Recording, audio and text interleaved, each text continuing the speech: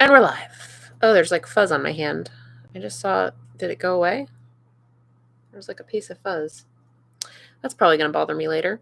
Hello, I'm Amanda Call, and I'm working on this piece of mixed media fan art this week. I started this last week. We started with a blank piece of paper and got through the drawing and a base layer of watercolor.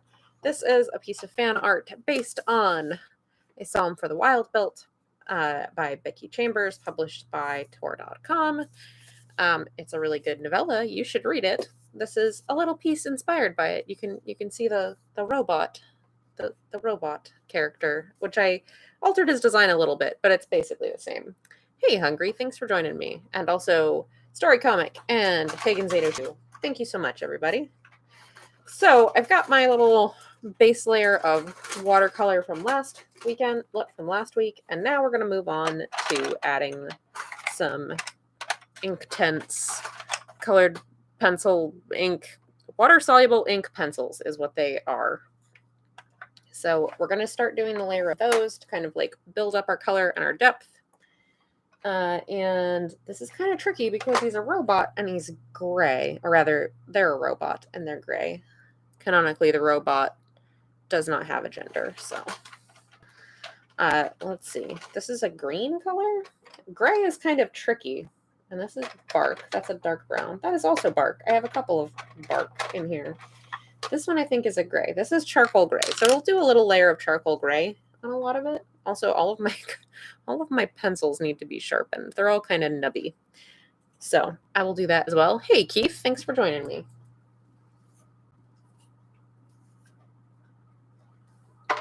So the interesting thing with the Inktense pencils is that you kind of just have to have a good idea of how, like, what they look like and how they're going to activate, or be okay with them doing strange things, because they don't look the same between when you lay them down and when you activate them. And so you either have to be like pretty cool with just seeing what happens, or have a pretty good idea of how they're going to blend without getting to see it in real time.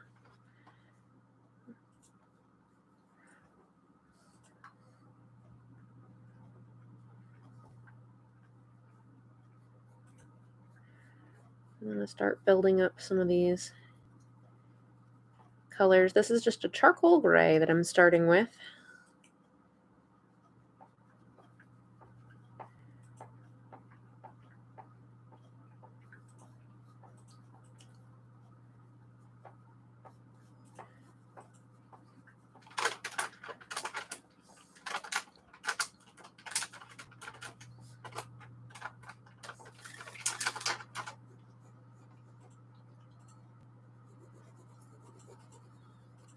Just going to kind of build some of that up. I'm trying to figure out what different tones of gray these different areas are supposed to have.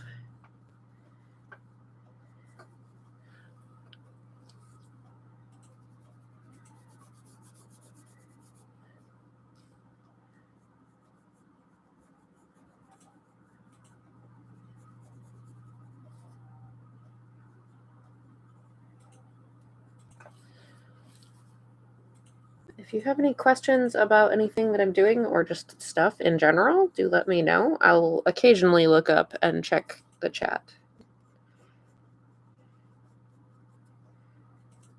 Can't promise that I'm going to be doing it super regularly, but I will on occasion look up.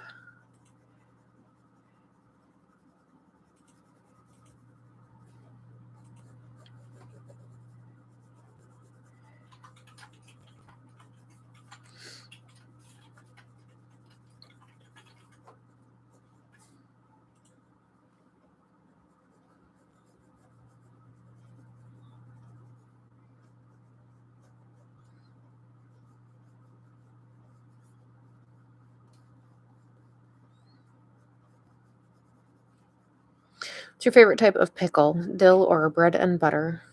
Kosher dill. Kosher dill spears.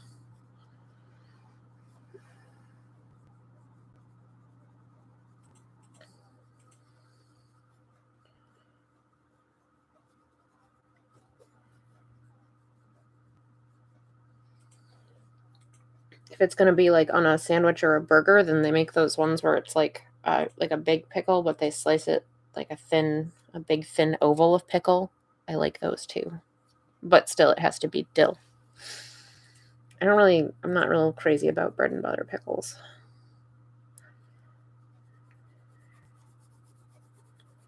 In general. I made a bunch of dill pickles last summer. I've given a few away, but I haven't really eaten any of the ones that I made yet.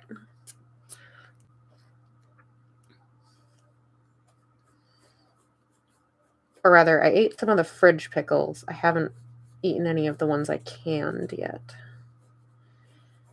So I'll have to do that soon. See how they came out.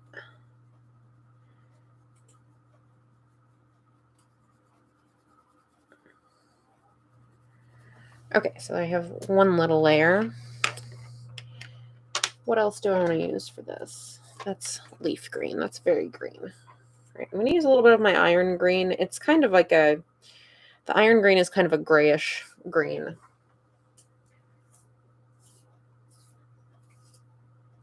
I'm going to use a little bit of that in some spots.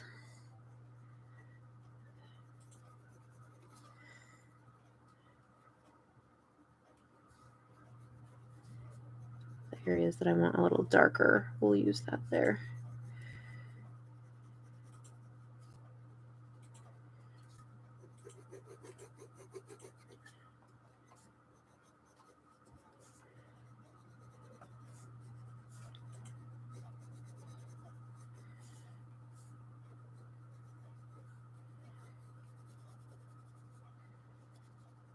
And this stuff, it may not look like much right now, but any amount of color on here is going to actually be pretty bold once I activate it. So I've got to do a pretty light touch with this stuff.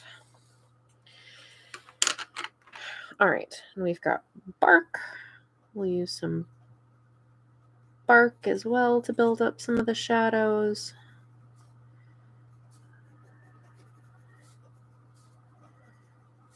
That's a dark brown color. It's pretty warm and a little bit reddish.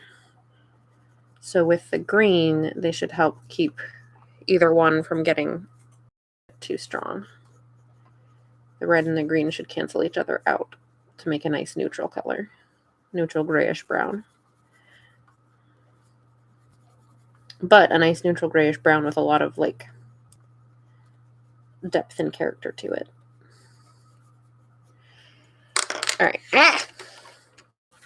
What else am I going to use? I was going to use some Payne's Gray on some of the lighter sections.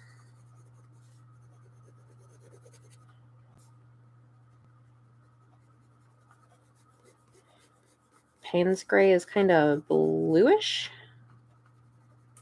So we're going to add some of that.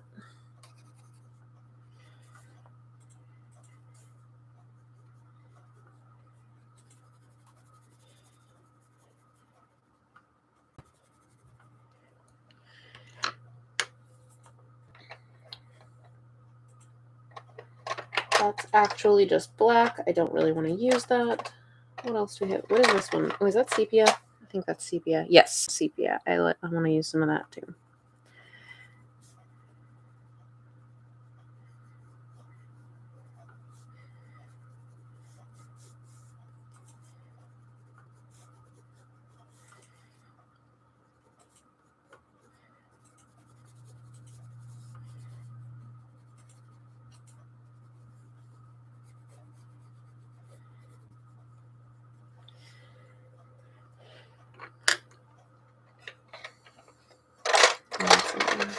Bright green. Maybe a little bit of bright green on the areas that'll be nice and reflective.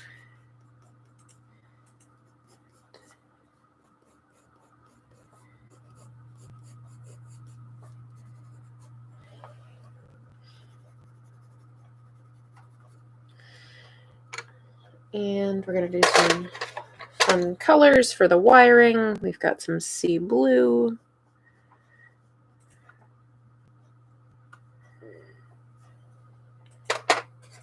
I've got, what is this, poppy red? Yep, poppy red.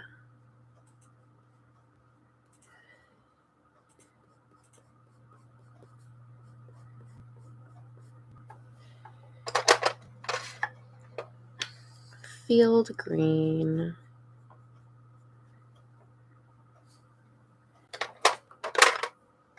And where did black go? I do want a little bit of actual black. Where did you go? Nope. It disappeared. No, that's purple. There it is. Do a little bit of that on the bottom of his shoe. A little bit on some wires. Okay. So, oh, I need to do his eyes. They're supposed to be a bright, bright blue. Where is that? Dark aquamarine. Okay, so I'm going to go ahead and start activating the colors on our robot moss cap.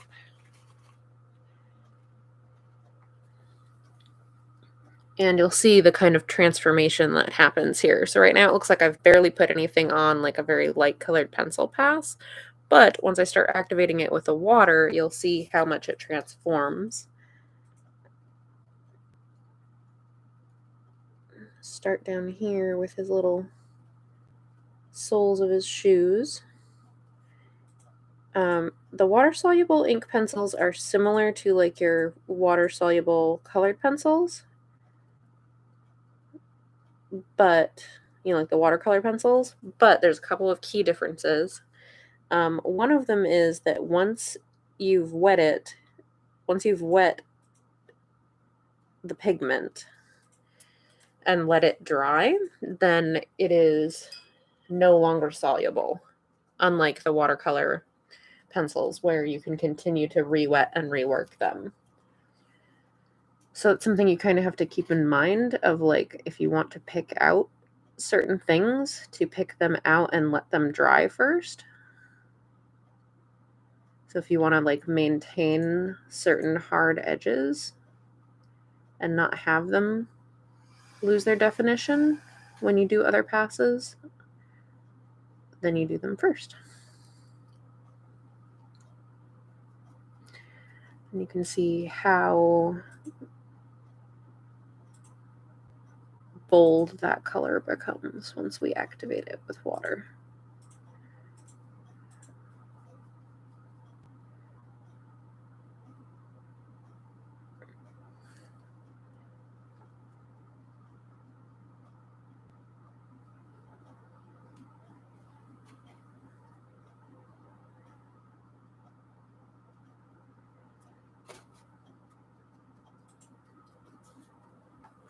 Look at that. Isn't he nice? Nice robot friend.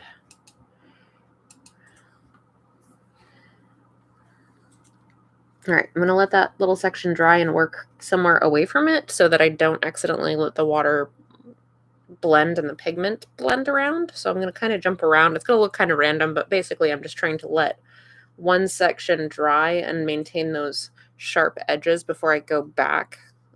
Because again, once they dry and they're set in place, then I don't have to worry about hitting them with the water again. Yeah, they're a really unique material and I really enjoy them.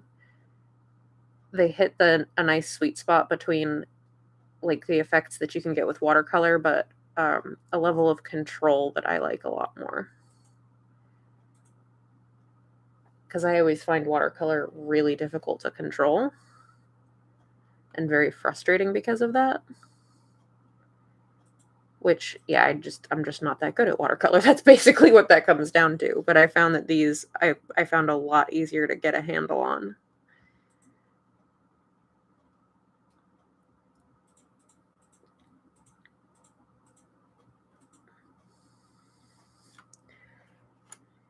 But as you can see, the color and intensity of it changes a lot.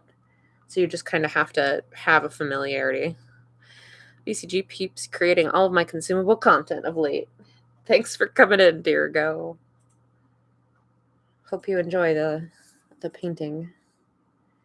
This is what I actually do. I don't actually like mostly just comment on game stuff. Commenting on game stuff is just kind of like a little fun bonus thing that I do.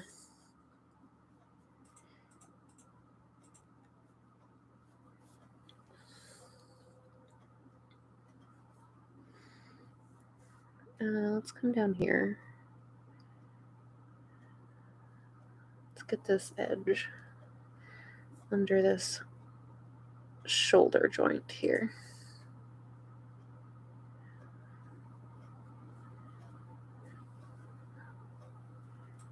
Whoop, that's way more water than I intended to have on there.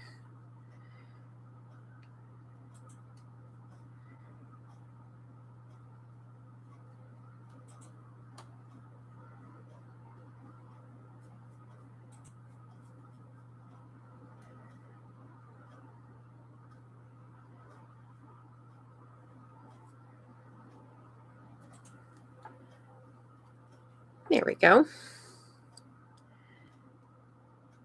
I think I can probably, yeah, that's pretty dry. I can come back up and work on his head some more.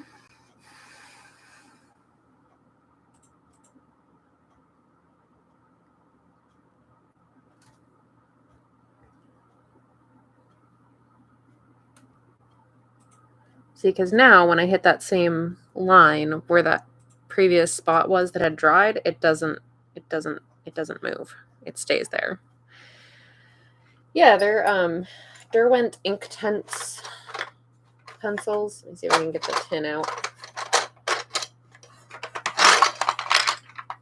This is the tin they come in. As far as I know, oh, that's very dirty, gross, sorry. As far as I know, Derwent is the only manufacturer that makes something exactly like this. It's a water-soluble ink pencil, so it's basically like a colored ink in a pencil format.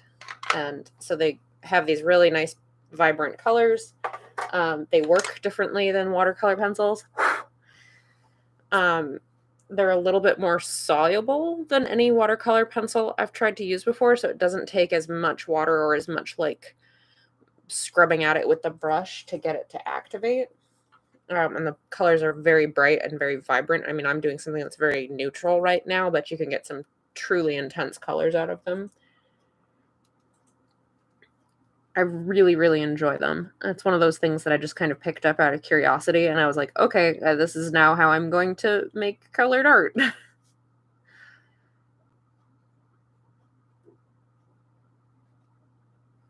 Part of the process, anyway. I did use regular watercolors for the background here.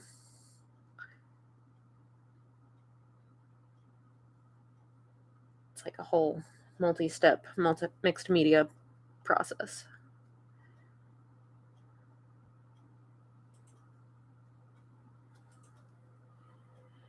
There's his little eye.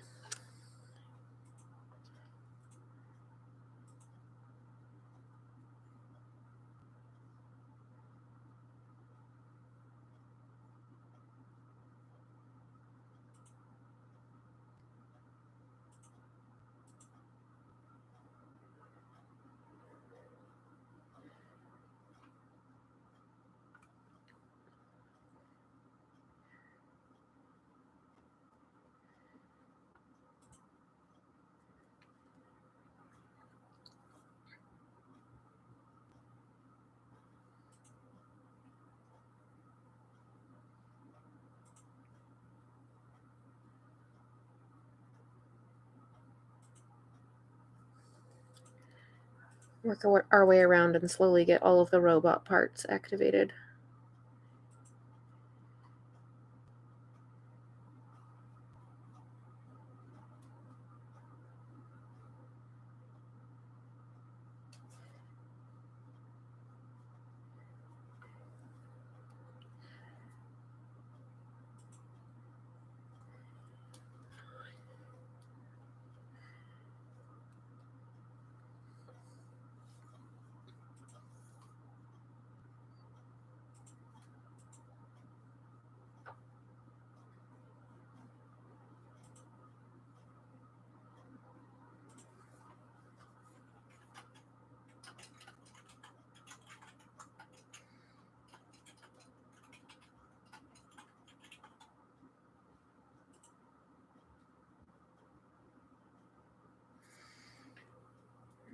Little robot fingers.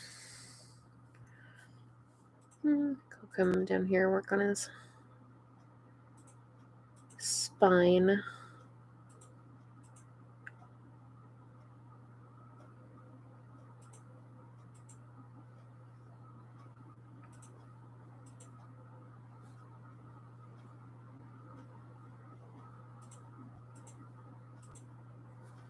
Some of his little gut tubes there.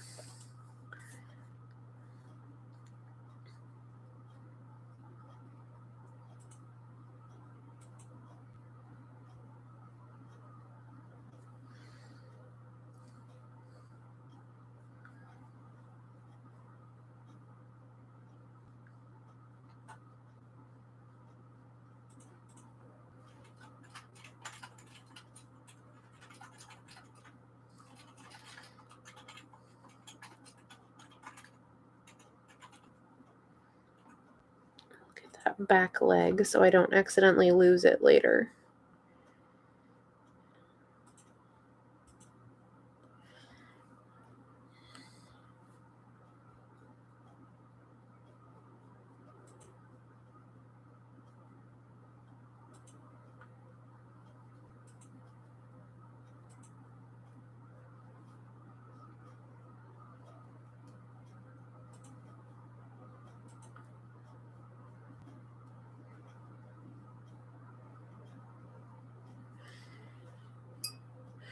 Is this project work or for fun? This is for fun. This is just a little for fun break. It's a piece of fan art that I'm just doing for the heck of it. So I ran into a little bit of like a scheduling issue where the like I had just done an I Am the First page, and then I was gonna do another Age of Night page. But I'm at a point in Age of Night where like the page that's posting this week, so the page that's posting tomorrow, is the one that like is the big turn into the next scene. So anything that I would show that I was working on after that for the rest of the chapter, which would be anything I would have worked on last week and this week, would have been a spoiler. So I had to come up with something else to do. And I asked everyone as I was finishing my last I Am the First page, like, hey, would you rather I worked on another I Am the First page to just keep doing comic pages, or because I can't do an Age of Night page right now, or would you like me to just do a one-off illustration for a couple weeks? And the response I got was one-off illustration, so I said, okay, I'll do something a little different for fun, and that's what we're working on. Just a little for fun piece. Deargo also says, I did the art school thing and still missed these 30 years ago, and have to be honest, nice to see non-computer based art creation. Yeah, I did the art school thing like 15-ish years ago, and I am not a fan of creating art on the computer. Like, I can do it, and I do it because I have to a lot of times. Like working on I Am the First, it's digitally colored. It's just the way that it's got to be. There's this nice bright blue eye. But I don't like working on the computer. It's not my favorite thing. The actual like pencils and inks are still done traditionally. All of Age of Night is still done traditionally. I prefer to like take a break from screens and paint and use colored pencils and that sort of thing, and work traditionally as much as possible. Like, a certain amount of digital art is kind of a necessary evil at this point, but I avoid it as much as I possibly can because it's just how I am.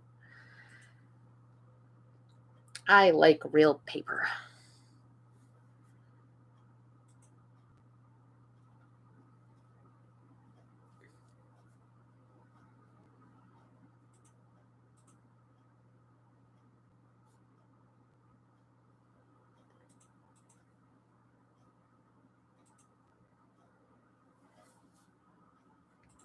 Use some of that to define that line a little more.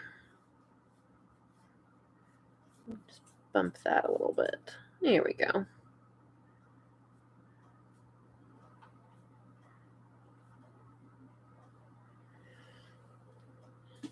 little robot hand.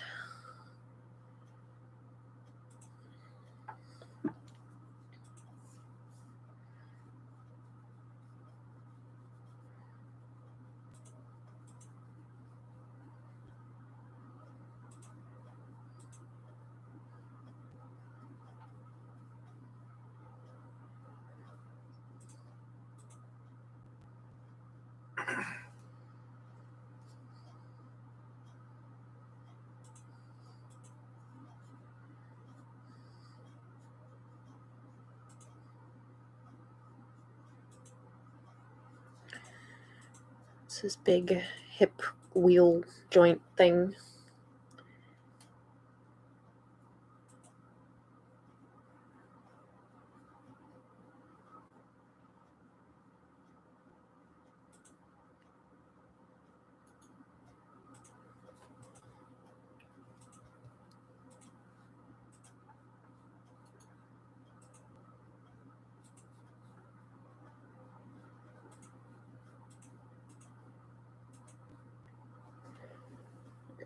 Wait and do that last little bit of his leg there. Come back and do some more of these wires, and I think that's pretty much it for what I have laid down for my robot at this point.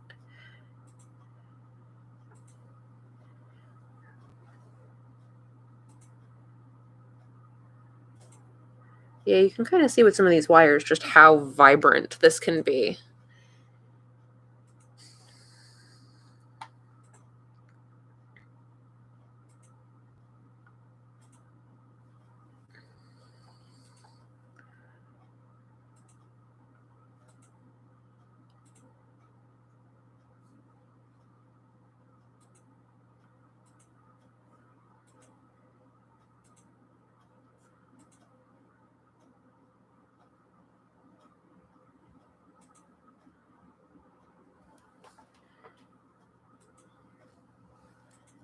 And now I think we can do that leg.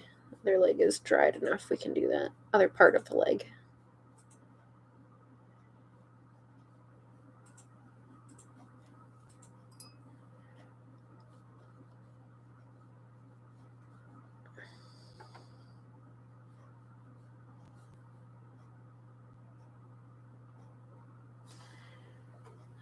There we go. Hey, Shade. Thanks for joining me.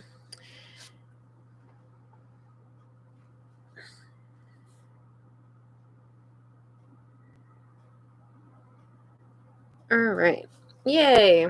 So I did a Inktense pass on my robot. I've got to do the same thing on some of these other foreground elements here.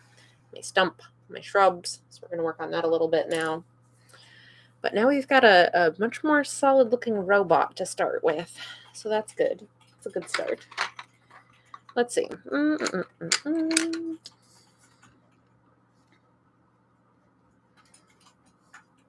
Gonna start building up our stump.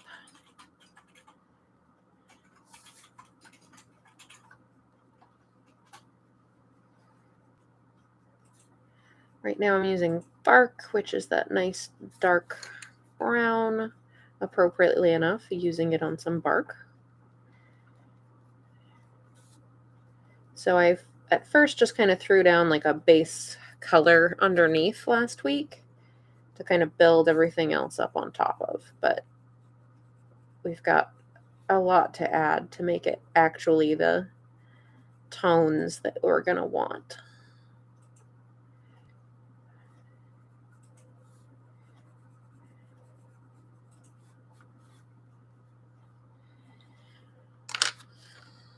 So there's that. Let's do some sepia.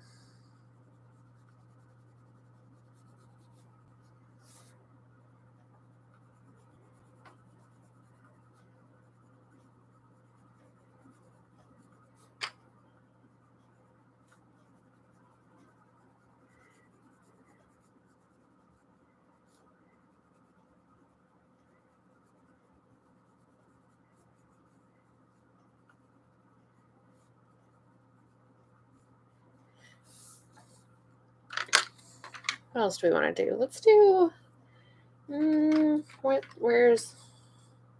do we got here? Baked earth. Let's do some of that. Get some nice bright tones in there.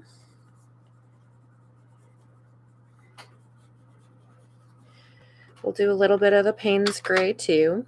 What am I working on? Good question, Shade. So this is basically just a little one-off, just for fun illustration piece. It's a little fan art from A Psalm for the Wild Built by Becky Chambers. So I'm kind of just doing this as a filler in between some of the comic pages. Give myself a little bit of a break from the normal comic work and do something a little different and fun. Let's see. I do want to get this little spot of lichen, so we're going to put a little bit of blue down. A little bit of the Payne's Gray.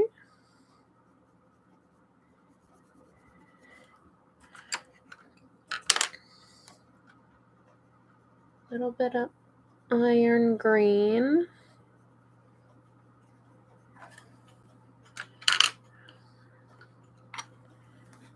And some bark there. All right, we've got our ferns.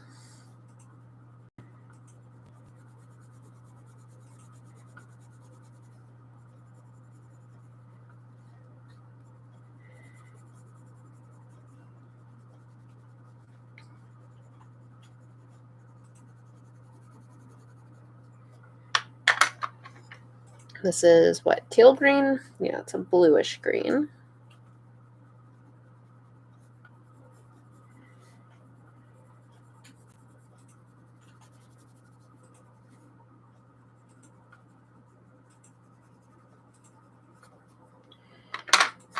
And I need like a bright, what do we got here? What is this? Felt green? Felt could be any sort of color. That's not very descriptive, but we're going to do that. It's a yellowy green, so we're going to do that on the edges here. Where it's getting some sun. We'll also give it some yellow.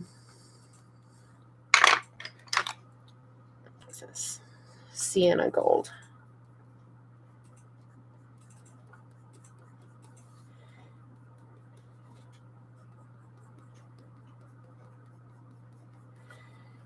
And what do I have for reddish brown? Do I have madder? I feel like I have madder brown. There's madder brown. This is my favorite Tuesday night, Maine-based robot in nature fan art drawing live stream. You're in luck. That's exactly what we're doing here. All right, so I'm using a reddish brown for the shadows on the, like the shadowed areas on the ferns, because the red will help to deepen and kind of tone down the green. Let's see, let's go ahead and do our moss as well. And go back to the field green for most of it.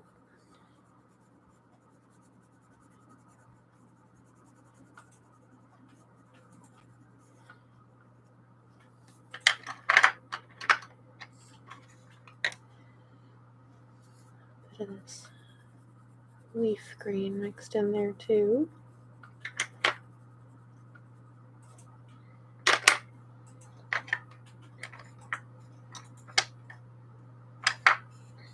Where's my teal?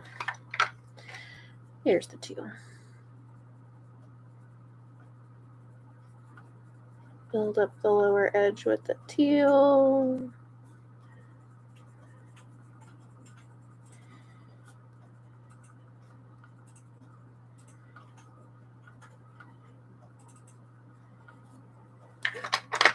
And the madder again.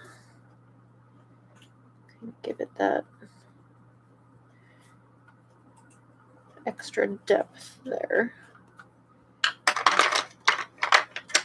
Bright yellow upper edge to blend in with the greens below. Hopefully this all works out. It doesn't necessarily make much sense right now. I'm currently coloring my comic because my dumb self hasn't learned to color as I draw. So I have a complete comic of 13 pages to color in. Oh, are you in my house right now, Shade? I am in the exact same position. I currently have like nearly all of chapter 2 if I am the first that I need to be coloring, because I was like, I didn't like drawing all of chapter 1 and then coloring it all. I will color it as I go. I said, completely lying to myself, because I didn't do that. I instead still just drew the whole thing and now have to color the whole thing, and I didn't want to end up in this position because I didn't like it last time, and yet here I am again. Here I am once again. So I feel you, Shade. I'm right there with you. Exact same position. Craig says, it's strange how people learn the names of the colors. I always think this is the hue of warm or cool or other hue. I've never seen or learned the names. Yeah, that's true.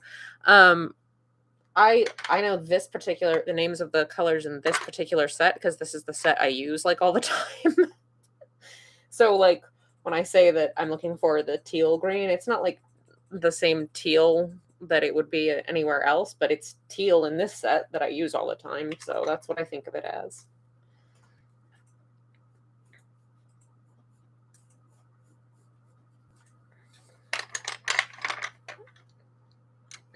And as like, these are also available open stock. So as I run out of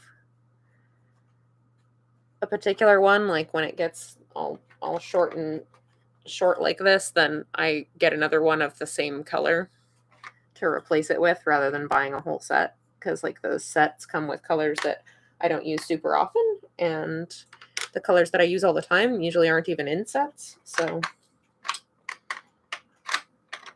that's how that ends up. What am I looking for? I wanted this again, the baked earth that I was just holding and talking about.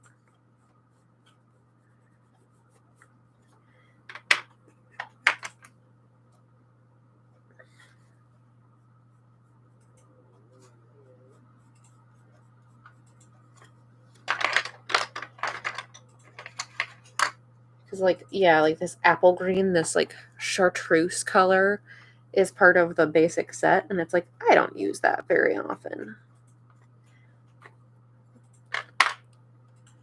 But like iron green, I use all the time. It doesn't come in the basic set.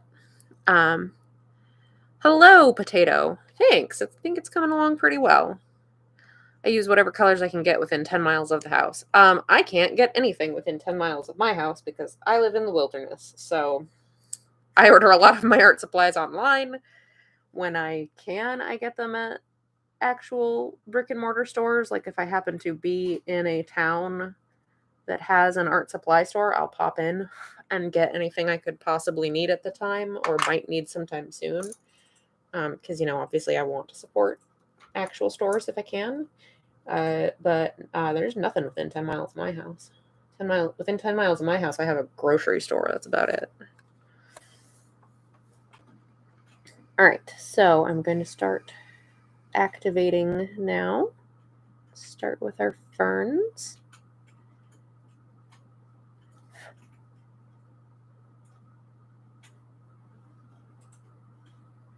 Oh, that's some nice vibrant green coming through.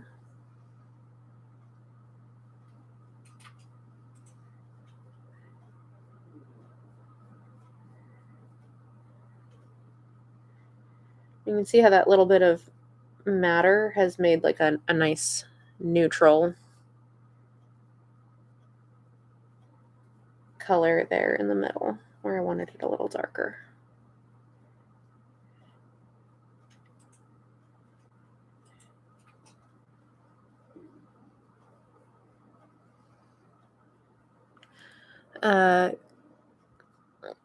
Shade says, I get art supplies I won't use, but I'll say I need.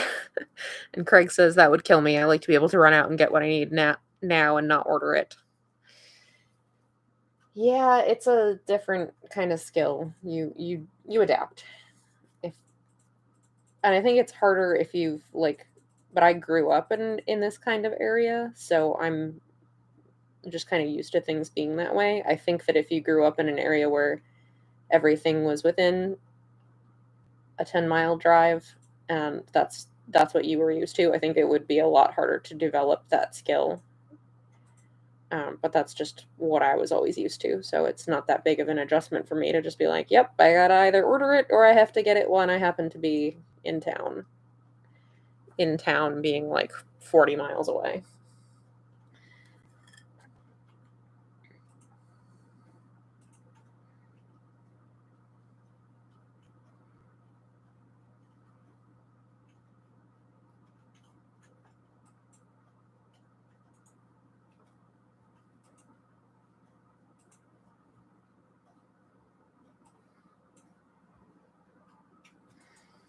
Yeah, there's some pretty ferns.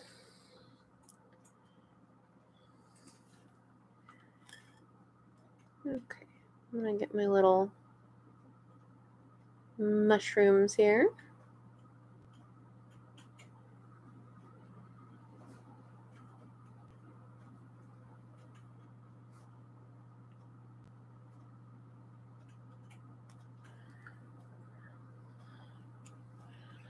Bright orange mushrooms. We're gonna get these leaves over here.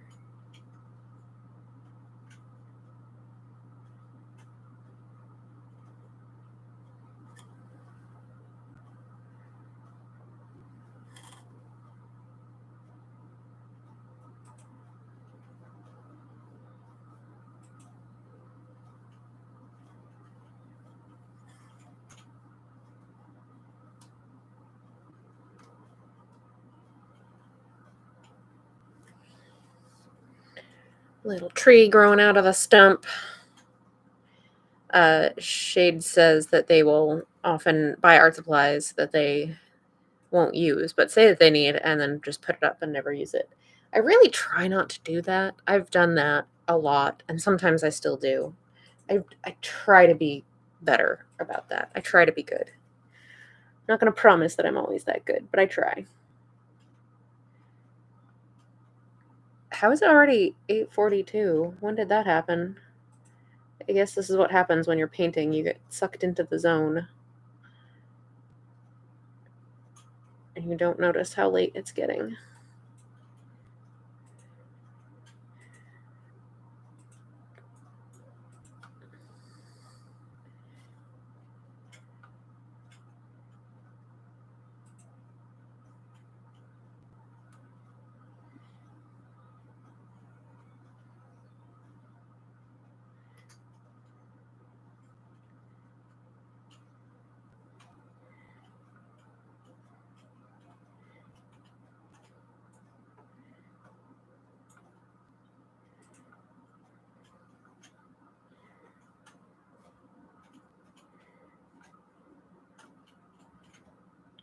Moss. It's 5:42 for you. You're somewhere else, potato. Here on the east coast of the United States. It is 8:43. I can't imagine that. I break something like a nib and I can just run out and get one and be back to work in like 10 minutes. Nope, I always make sure I have backup nibs. I said it's just a different approach. All right, let's get this nice little gray-blue section of lichen before I start doing the rest of the bark.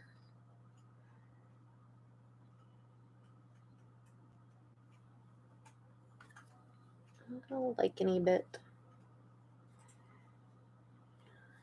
And we'll come over here and start doing the bark. Oops, it's a little more water than I wanted.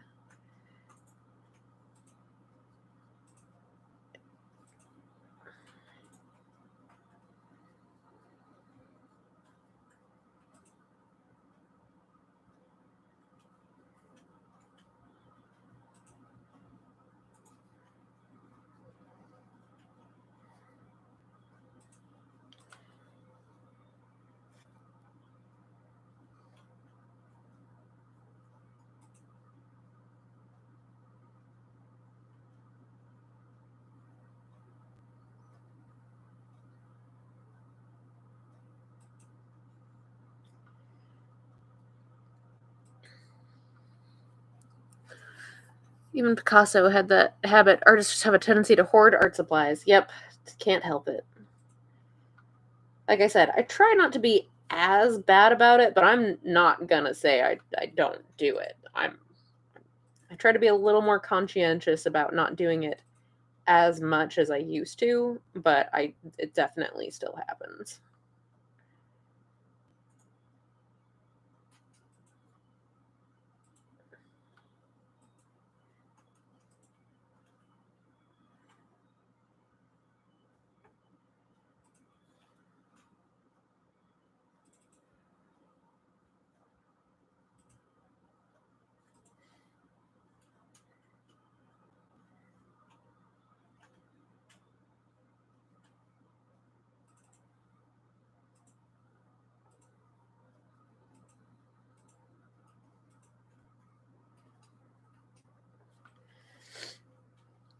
Getting some nice bark going here. Now that I think about it, I've seen studio videos and always wondered why do they have so much paint, but if you have to dry forever to get more, it makes sense. Yes. I definitely keep a pretty good stock on hand of most things, especially if it's something that I can only get online.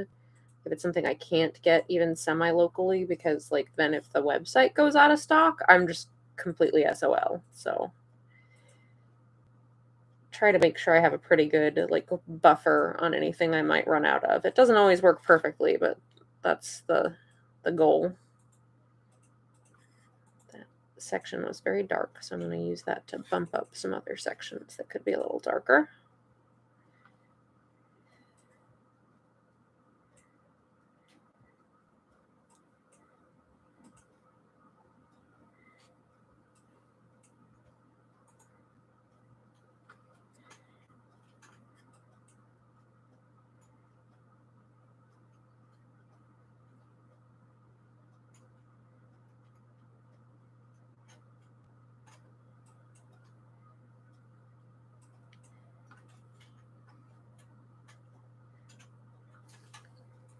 It's a stump. Hooray, stump. All right, I'm going to work on the grass and shrubs that are surrounding this like foreground area a little bit as we enter the last 10-ish minutes or so, and I'll start talking about the stuff like I do.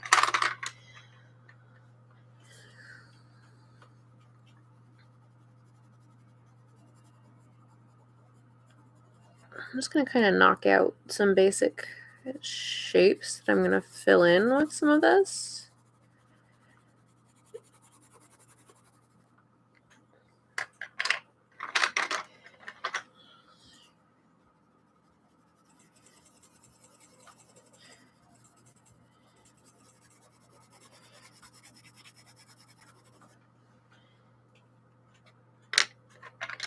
Leave these out so that I remember what I used. Might be good. That's burnt orange. That's not what I want. That's mustard? Yeah, we'll go with mustard. It's like a brownish yellow. Good for adding like a little bit of a yellow pop without it being too bright.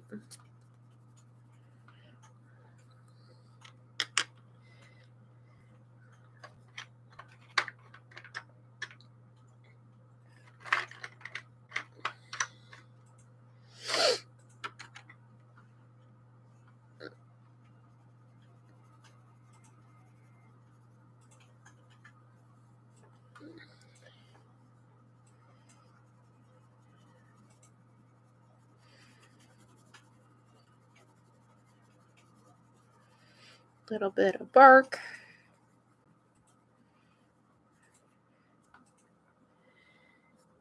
So it looks like there'll be at least one more session, probably just one more session left in this piece. So let me know, you guys, in the comments if you would like to see me finish this next week, or if you want me to just move on to some comic pages, and I can just like, update this on social media of like, hey, I finished it. Here you go. Let me know what you prefer. If you want to continue watching me color and paint, or if you want me to just go back to doing comics.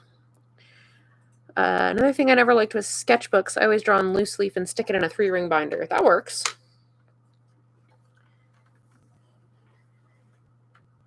That's definitely a thing that can work. . . . . . . . . . . . . . . . . . . . . . . . . . . . . . . . . . . . . . . . . . . . . . . . . . . . . . . . . . . .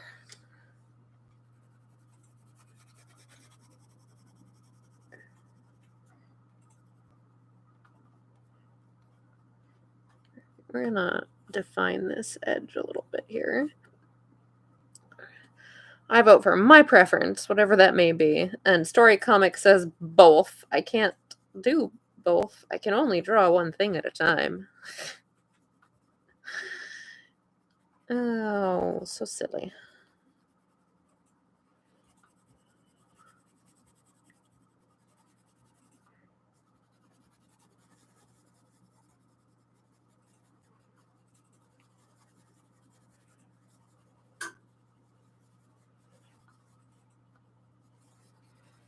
Do this one with my right hand in the comic with my left hand? Well, that would be interesting.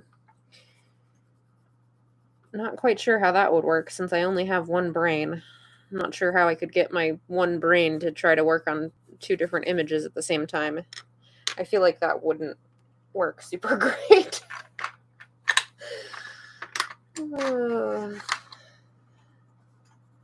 Just kind of feel like that maybe wouldn't pan out so well. Good thought though. Heading out to put the munchkin to bed. Thanks, Dirigo. I appreciate it. Thanks for hanging out and watching. Always appreciate the company.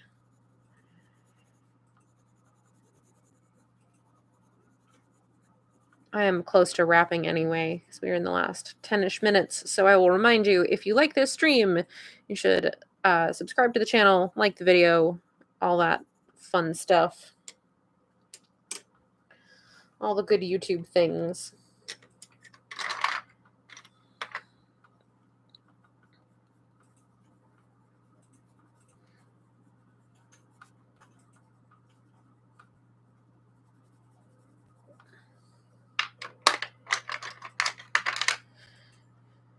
I still like to watch people draw and try to figure out what they're thinking about when they do it. And very frequently, completely unrelated stuff.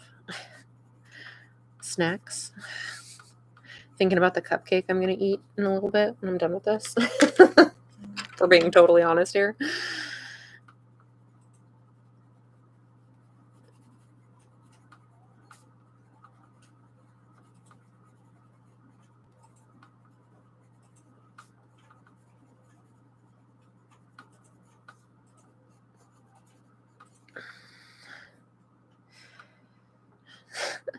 Thanks, YouTube platform, YouTube algorithm. I appreciate you kicking me up the platform tonight. It's helpful. Yeah, what else? So you can also follow I'm normally working on Age of Night pages. That's my webcomic. So you can follow my webcomic at ageofnight.com. That's AGEOFNIGHT.com. If you like what I do, you can also help to support me on Patreon. That's patreon.com/ageofnight. Patrons get to see my comic a week early. They get to see other cool behind-the-scenes stuff for both Age of Night and for I Am the First, which is a graphic novel I am working on with my friend Jeremy Flagg. He's writing, I'm drawing. And it is a graphic novel. It's going to be released as a single volume eventually, but we also just released the first chapter because we're releasing each chapter serially as we go. The first chapter just came out on all of the different major comic platforms and ebook platforms. So it's on, Bezos's site, but it's also on Drive-Thru Comics. It's on the Barnes & Noble app and Apple Store and all of the things, just all of them. Pretty much any of them that would take us, we're on.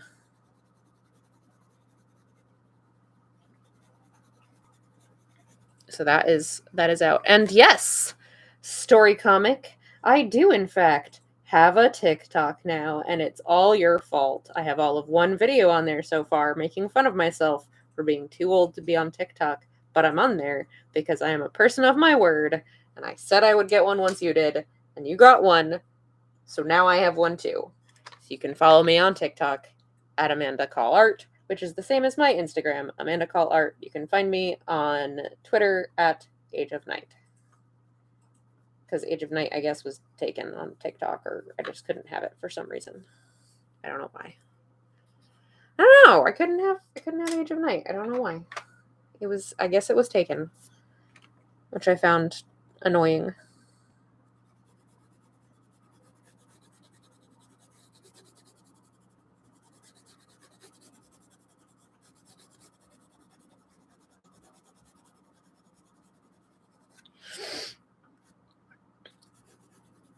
But yes, now I have a TikTok. And I do have a YouTube channel. You're watching it right now. That's where you are. You should subscribe to it if you haven't yet, because I do these streams every Tuesday at 8 p.m. Eastern, but I also sometimes do like pre-recorded and edited videos of me making art and talking about art and stuff. I did one of those not that long ago, actually. I don't do them very regularly anymore, but it's fine. Occasionally you'll get one as a treat.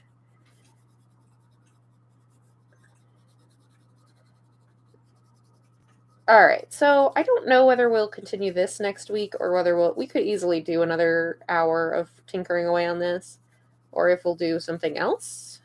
I kind of guess I'll see how I feel and where I'm at with everything, or if I just decide I want to finish working on this, not on the stream. So if you do have a preference, leave it in a comment, because we're going to be just about done here for this evening.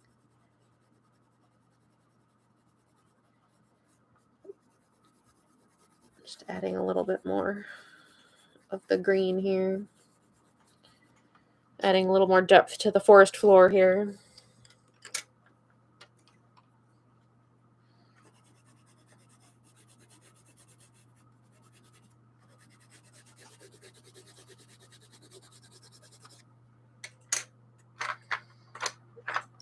What do I want? I want the Payne's gray. That's what I want.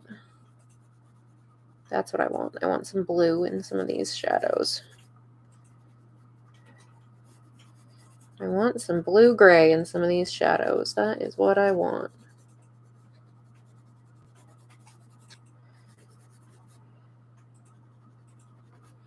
There we go. Okay. Well, one way or the other, you'll be able to see how this turns out, either here next week or elsewhere on the social medias, which I just listed.